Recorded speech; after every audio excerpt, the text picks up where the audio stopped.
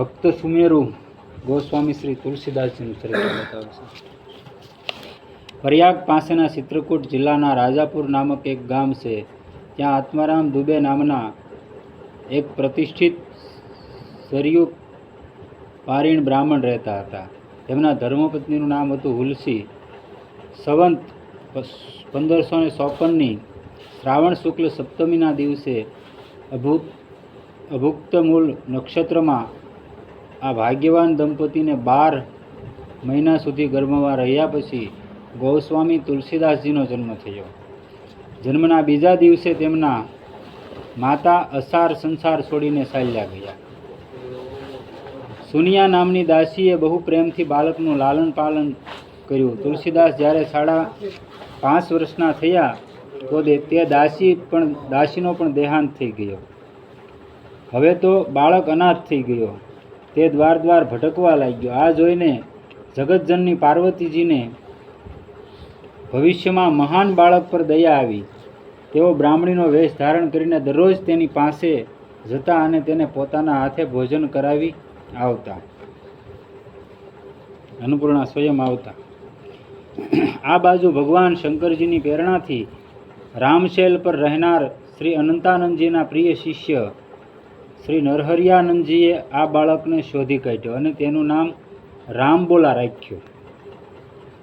અનંતાનંદ થઈ ગયા જે રાજસ્થાનમાં, એના શિષ્ય હરિયાનંદજી, એના શિષ્ય તુલસીદાસજી. તેને તેઓ અયોધ્યા લઈ ગયા અને ત્યાં સંવંત 1561માં માધ શુક્લ પંચમી શુક્રવારે તેમના યજ્ઞોપવિત સંસ્કાર કરાવ્યા. શીખવાડ્યા વિના જ બાળક રામબોલાએ ગાયત્રી મંત્રનું ઉચ્ચારણ કર્યું. ત્યારબાદ નરહરી સ્વામીએ વૈષ્ણવોના 5 સંસ્કાર કરીને રામબોલાને રામ મંત્રની દીક્ષા આપી અને અયોધ્યામાં જ રહીને તેમને વિદ્યાર્જન કરાવવામાં આવ્યું. ત્યાંથી થોડા દિવસ બાદ ગુરુ શિષ્ય બંને શુકર ક્ષેત્ર પહોંચ્યા. ત્યાં શ્રી નરહરિએ તુલસીદાસજીને શ્રી રામચરિત સંભળાવ્યું. થોડા દિવસ બાદ તેઓ કાશી આવ્યા. કાશીમાં શેષ સનાતનજીની પાસે રહીને તુલસીદાસજીએ 15 વર્ષ સુધી વેદાંગનું અધ્યયન કર્યું.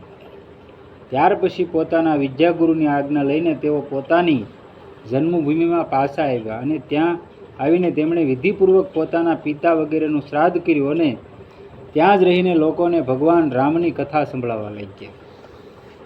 સંવંત 1583 જેઠ શુક્લ 13ને ગુરુવારે ભારદ્વાજ ગોત્રની એક સુંદર કન્યા સાથે તેમના વિવાહ થયા અને તેઓ સુખપૂર્વક પોતાની પત્ની સાથે રહેવા લાગ્યા.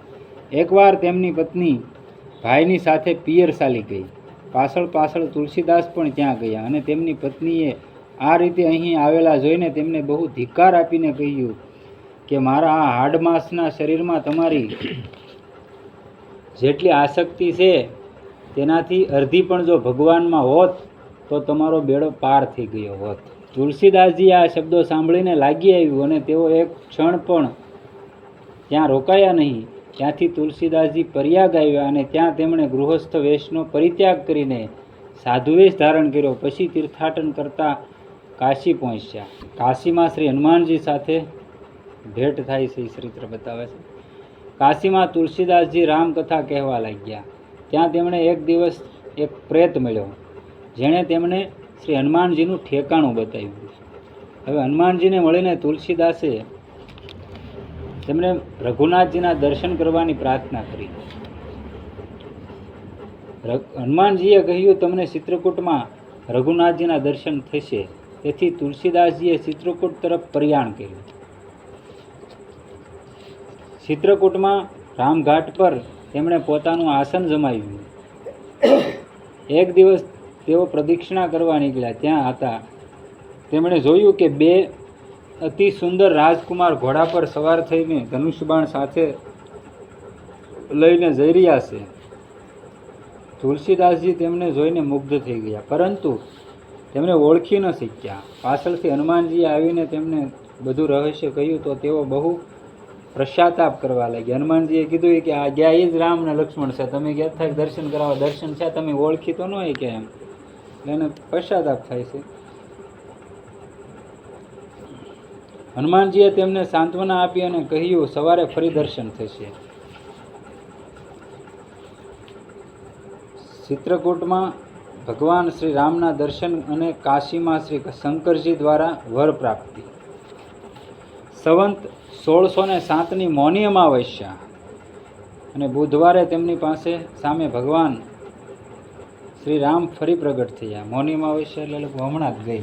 આમ એક મહિનો હોય કે ફાગણ મહિને એમ કંઈક અમાને જ મૌની અમાવસ્યા કહેવાય. હા, આ 500 વર્ષ પહેલાની જ ઘટના છે. રામને તો યુગો પહેલા થઈ ગયેલા છે. તુલસીદાસ તો 500 વર્ષ પહેલા, મીરાબાઈ ને તુલસીદાસ બે ઘારે થઈ ગયેલા. આ બધા મીરાબાઈને જ્યારે બહુ કનડગતિ થવા મળી એના હાહરિયામાં, ત્યારે મીરાબાઈએ તુલસીદાસને એક પત્ર લખ્યો હતો. એ કે હવે શું કરવું એમ, કે આવી રીતની પરિસ્થિતિ સર્જાય છે. એનો દેયર એને બહુ હેરાન કરતો, એને પતિ તો હતા નહીં ત્યારે.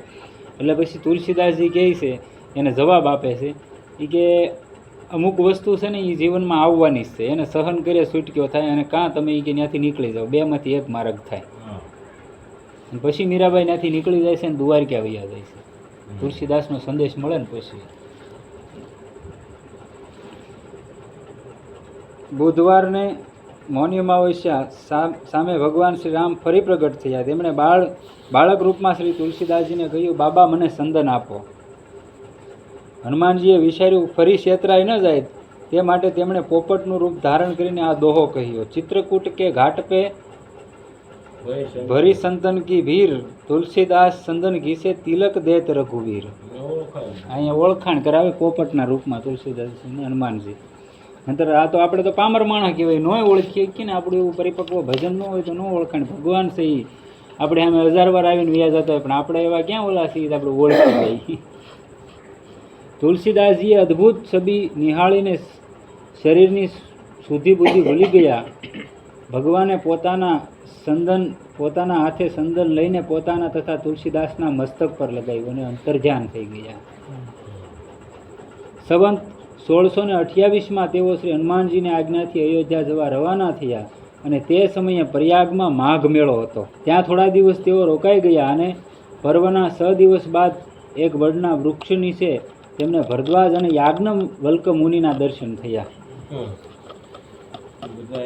આજને એ બધા દર્શન કરતા રામ વખતમાં હતા. એ બધા એને નહીં, અત્યારે હાલની સર્વિસમાં કોઈ પણ એવો ભક્ત હોય એવો, અને જેને ભજન પરિપક્વ તરફ જતું હોય, તમે કાંઈ ન કરી શકતા હોય ને તમે રાત દિવસ એક જ ચિંતન હોય તમારું નામનું, કે ભાઈ રામ રામ કે સીતારામ, તો આવડાની કૃપા તમારી માથે કરવી જ પડે.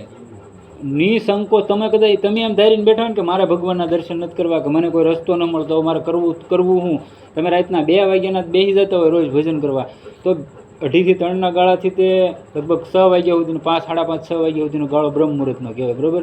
એ સમયમાં કોઈ માણસ ભજન કરતો હોય તો અમુક કેટલોક સમય પરમાત્મા તમને દર્શન, પરમાત્મા નો જ એની પહેલાં તમે અટવાતા હોય ને તો આવા મહાપુરુષો તમને દર્શન આપે, કે તું અહીંથી હાલ ને અહીંયા હાલ. તુલસીદાસજીને ચિત્રકૂટના એક મહાત્મા એવું નક્કી કર્યું છે, તુલસીદાસની જ ઘટના છે. એ કે ભાઈ મારા ગુરુ તુલસીદાસ, એવું નક્કી કરીને બેસી ગયા. અને માનસિક રીતે કોઈ ગુરુ માની લે તો એ ગુરુ મનાય તે એવું છે કે તમારા કોઈ ગુરુ ન હોય તો મહાદેવનો ગુરુ માનીને તમે ભજન કરી શકો એમ. એટલે તુલસીદાસને ગુરુ માનીને મને ભજન કરતો હતો. હવે ભજનને પરિપક્વ તરફથી હાલો જ જતો, પણ હવે તુલસીદાસ એને અહીંયા જેમ છે એમ તો એ આવવાના નથી, એને બોધ દેવાના નથી. એટલે તુલસીદાસે એને સ્વપ્નમાં આવીને કીધું કે ભાઈ તું મને ગુરુ માને બરોબર છે, પણ હું સાક્ષાત તો તારી સામે રોજ કાંઈ આવવાનો નથી. એટલે કે તું આ જગ્યાએ જાય ને ત્યાંથી મંત્ર દીક્ષા લઈ લે ને તારું માર્ગદર્શન આખી જીવન પર્યંત એ કરશે, એ જીવશે ક્યાં સુધી. એમ કે સાકારમાં કોઈને ગુરુ રાખવા પડે ને રાખવા જ પડે એવી રીતનું. એટલે મહાપુરુષો તમને રસ્તો બતાવી છે.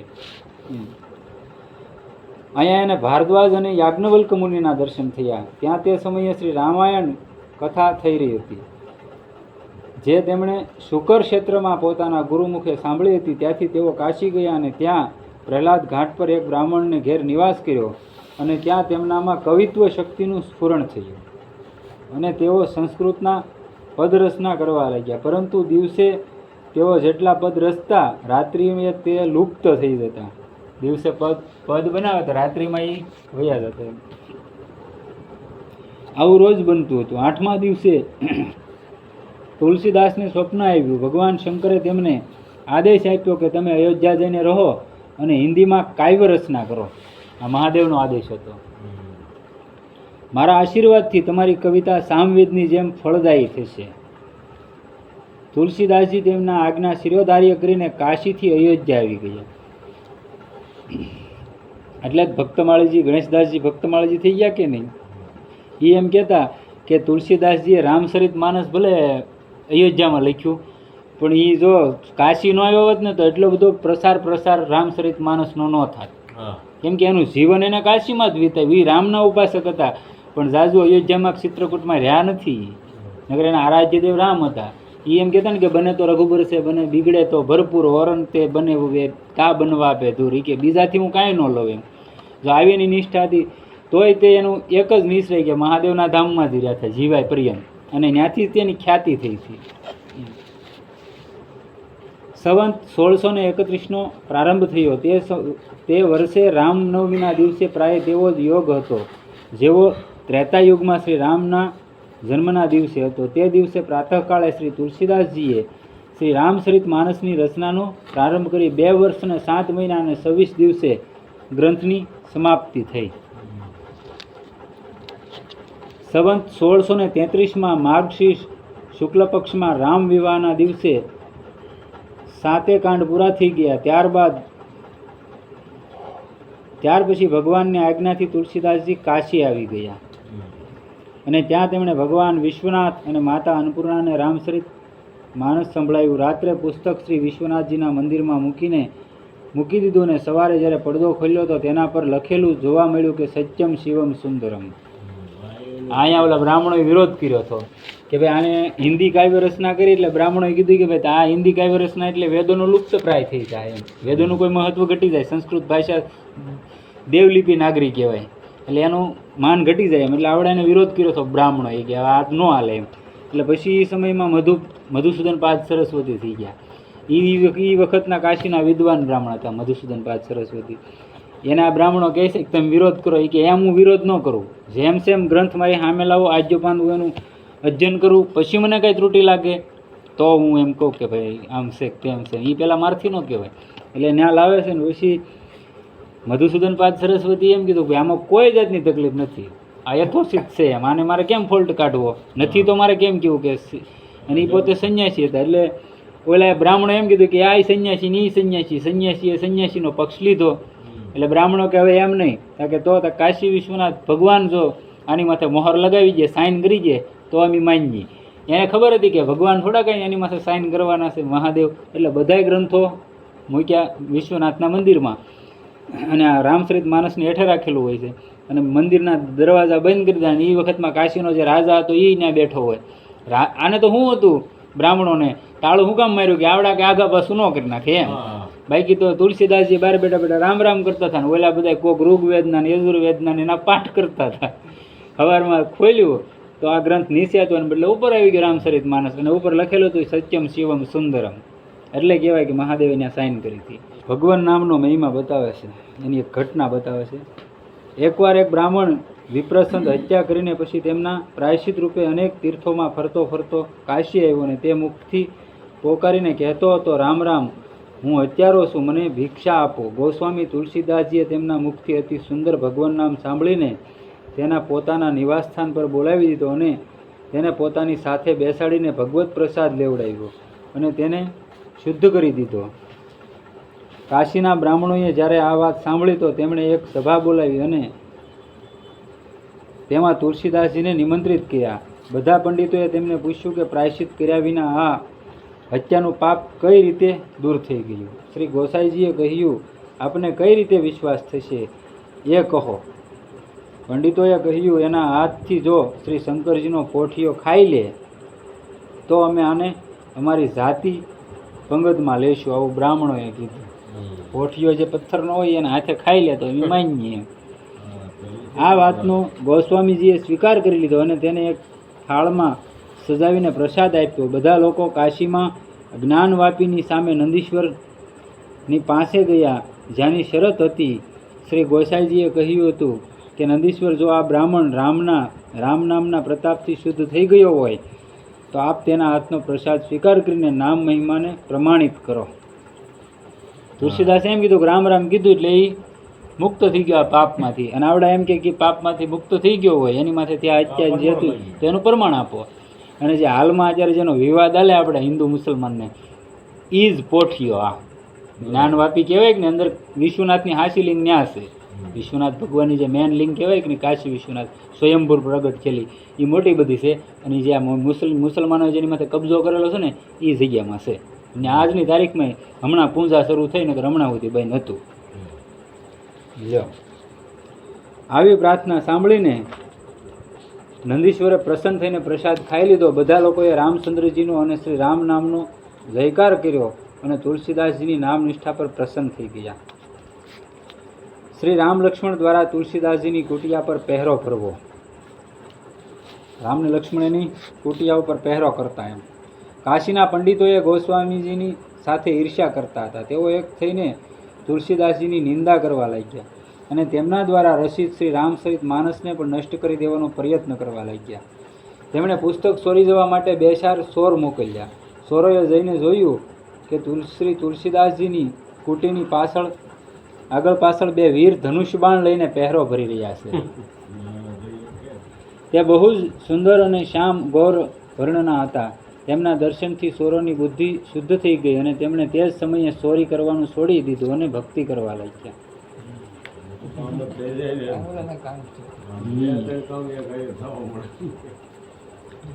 આ બાજુ પંડિતોએ બીજો કોઈ ઉપાય ન મળતા શ્રી મધુસૂદન સરસ્વતીજીને તે પુસ્તકોને જોઈ લેવાની પ્રેરણા કરી. આપણે જે વાત કરી તે શ્રી મધુસૂદન પાદ સરસ્વતીએ તેને જોઈને બહુ પ્રસન્નતા પ્રગટ કરી અને તેના પર આ સંમતિ લખી દીધી. આનંદ કાનને યસ્મિન સ્મર તુલસી તરુ કવિતા મંજરી ભાતી રામ ભ્રમર ભૂષિતા. અર્થાત આ શ્લોકનો આ મંત્રનો અર્થ બતાવે છે. આને જ્યારે મધુસૂદન પાદ સરસ્વતી ગ્રંથ જોયો ને એટલે એની માથે આ મંત્ર લખી નાખે છે. અદ્વૈત સિદ્ધિ વાળા છે. હા, અદ્વૈત સિદ્ધિ શંકરાચાર્ય. અર્થાત આ શ્લોકનો અર્થ બતાવે છે. આ કાશીરૂપી આનંદવનમાં તુલસીદાસ હરતો ફરતો તુલસીનો છોડ છે. તેની કવિતારૂપી મંજરી બહુ જ સુંદર છે, જેના પર શ્રી રામરૂપી ભમરો સદા મંડરાયા કરે છે. આ એનો અર્થ છે. આવું એને લખી દીધું. એટલે ઓલા એને પછી પંડિતો કહે છે. પંડિતોને હજી પણ સંતોષ ન થયો ત્યારે પુસ્તકની પરીક્ષાનો એક ઉપાય બીજો વિચાર્યો અને ભગવાન શ્રી વિશ્વનાથની સામે બધાની ઉપર વેદની જેમ બધાની ઉપર વેદ, તેમની નીચે શાસ્ત્રોની નીચે પુરાણ અને બધાની નીચે રામચરિત માનસ મૂકી દેવામાં આવ્યું. હવે મંદિર બંધ કરી દેવામાં આવ્યું. પ્રાતઃકાળે જ્યારે મંદિર ખોલવામાં આવ્યું તો લોકોએ જોયું કે રામચરિત માનસ વેદોની ઉપર હતું.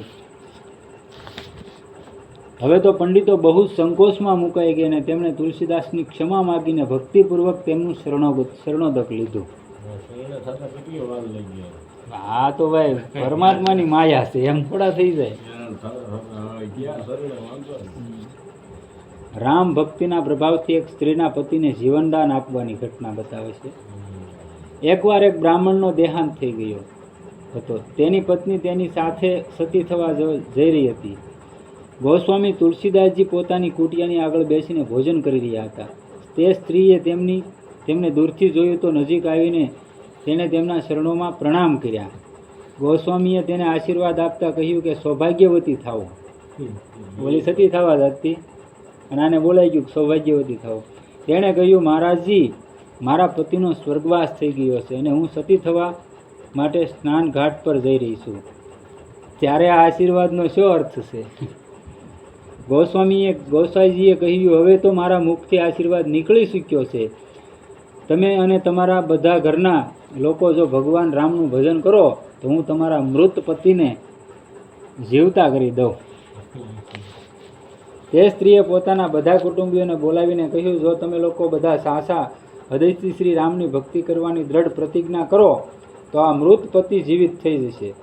હવે બધાએ સાદર સ્વીકાર કરી લીધો અને શ્રી રામ નામનું સંકીર્તન કરવા લાગ્યા. ત્યારે ગોસાઈજીએ તેના મૃત પતિને સુંદર ભક્તિમય જીવનદાન આપ્યું. એનાથી પ્રભાવિત થઈને તેના પરિવારના લોકોએ ભગવત ભક્ત થઈ ગયા. દિલ્હીના બાદશાહ સાથેની ઘટના તથા શ્રી નાભાજી સાથે ભેટ.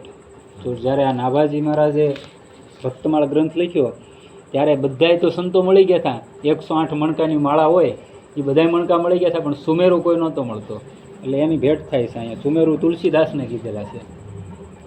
ગોસ્વામી શ્રી તુલસીદાસજીનો મહિમા સાંભળીને દિલ્હીના બાદશાહે પોતાના સેનાપતિઓને કાશી મોકલ્યા અને તેમણે આવીને કાશીના સુબેદારને કહ્યું કે ગોસ્વામીજીએ મરેલા બ્રાહ્મણને જીવિત કરી દીધો છે. આ સાંભળીને બાદશાહ તેમના દર્શન કરવા ઈચ્છે છે. તેમને આદર અને સુખ સુવિધાપૂર્વક લઈ જવામાં આવશે. ત્યારે સુબેદાર ગોસ્વામીજીને બહુ વિનંતી કરી અને ગોસ્વામીએ તેમની પ્રાર્થના સ્વીકાર કરી લીધી અને કાશીથી દિલ્હી જવા રવાના થયા. ત્યાં પહોંચીને બાદશાહ પાસે ગયા તો તેણે ગોસ્વામીજીનું બહુ સ્વાગત કર્યું. ઊંચા સિંહાસન પર બેસાડીને બહુ મધુર વાણીથી બાદશાહે કહ્યું, આપની સિદ્ધિનો યશ પૂરા સંસારમાં ફેલાયેલો છે, મને પણ કંઈક ચમત્કાર દેખાડો. ગોસ્વામીજીએ કહ્યું, આ બધી ખોટી વાત છે.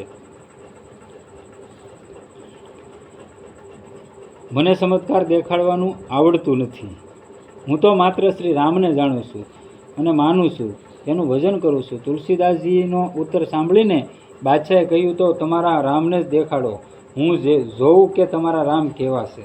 આવું કહીને અકબરે તેમને કારાગારમાં બંધ કરી દીધા. ત્યારે ગોસ્વામીએ હૃદયમાં હનુમાનજીનું ધ્યાન કરીને તેમને પ્રાર્થના કરી કે પ્રભુ, આપ દયાસાગર છો, મુજ દાસ પર કૃપા કરો. પ્રાર્થના કરતા જ ત્યાં કરોડો પ્રકારના રંગરૂપવાળા વાનરો પ્રગટ થઈ ગયા અને નગરના લોકોને પરેશાન કરવા લાગ્યા. બેગમોના કપડાં ફાડવા લાગ્યા. આ ઉપદ્રવ જોઈને બાદશાહની આંખો ખુલી. તે તુલસીદાસજી પાસે આવ્યો અને પગમાં પડીને બોલ્યો, હવે તો આપ અમને પ્રાણદાન આપો. આપના બસાવવાથી જ અમે લોકો બસીશું. શ્રી ગોસાઈજીએ કહ્યું, પહેલાં તમે થોડી કરામત બીજી જોઈ લો. તેમની વાત સાંભળીને બાદશાહ બહુ લજ્જિત થયો. ગોસ્વામીજીએ રક્ષા કરી અને કહ્યું કે હવે તમારો આ કિલ્લો ભગવાન રામનો થઈ ગયો, તમે એને છોડી ગયો. એ સાંભળીને બાદશાહે તે કિલ્લાને છોડી દીધો. બીજો નવો કિલ્લો નવી દિલ્હી બનાવીને રહેવા લાગ્યો અને બહુ પ્રસન્ન થયા. ઈષ્ટદેવ શ્રી રામ પ્રત્યે અનન્ય નિષ્ઠા.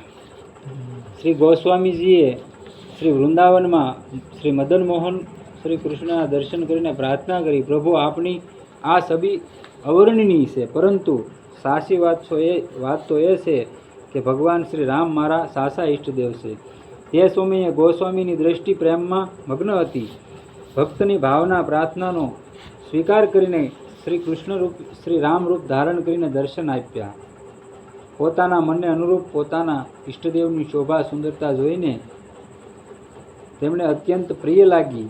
કોઈ દિવસે શ્રી કૃષ્ણના ઉપાસકોએ કહ્યું, ભગવાન શ્રી કૃષ્ણ 16 કલાઓથી પૂર્ણ પ્રશંસનીય છે અને શ્રી રામચંદ્રજી અંશા અવતાર છે. આ સાંભળીને શ્રી ગોસ્વામીજીએ ઉત્તર આપ્યો કે અત્યાર સુધી તો હું તેમને શ્રી દશરથજીના પુત્ર પરમ સુંદર ઉપમા રહિત જાણીને તેમને પ્રેમ કરતો હતો, પરંતુ આજે આપના દ્વારા જાણવા મળ્યું કે તેમનામાં ઈશ્વર અંશ પણ છે. કે હું તો દશરથના પુત્ર જ માનતો હતો, તમને એ ખબર છે કે આમાં 12 કળા છે ને ઓલામાં 16 છે, કે મને એ નથી ખબર. હવે તેમના દ્વારા મારી પ્રીતિ કરોડો ગણી થઈ ગઈ. તુલસીદાસજી હવે 80 ઘાટ પર રહેવા લાગ્યા. રાત્રે એક દિવસ કળિયુગ મૃતરૂપ ધારણ કરીને તેમની પાસે આવ્યો અને તેમને ત્રાસ આપવા લાગ્યો. શ્રી ગોસ્વામીજીએ હનુમાનજીનું ધ્યાન કર્યું અને હનુમાનજીને તેમને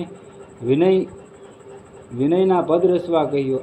આ પછી ગોસ્વામીજીએ વિનય પત્રિકા લખી અને ભગવાનના શરણોમાં સમર્પિત કરી દીધી. શ્રી રામે તેના પર પોતાના હસ્તાક્ષર કરી આપ્યા અને તુલસીદાસજીને નિર્ભય કરી દીધા. સંવંત 1680માં શ્રાવણ કૃષ્ણ તૃતીયા અને શનિવારે 80 ઘાટ પર ગોસ્વામીજીએ રામ રામ કહીને પોતાનું શરીર ત્યાગી દીધું. 1680માં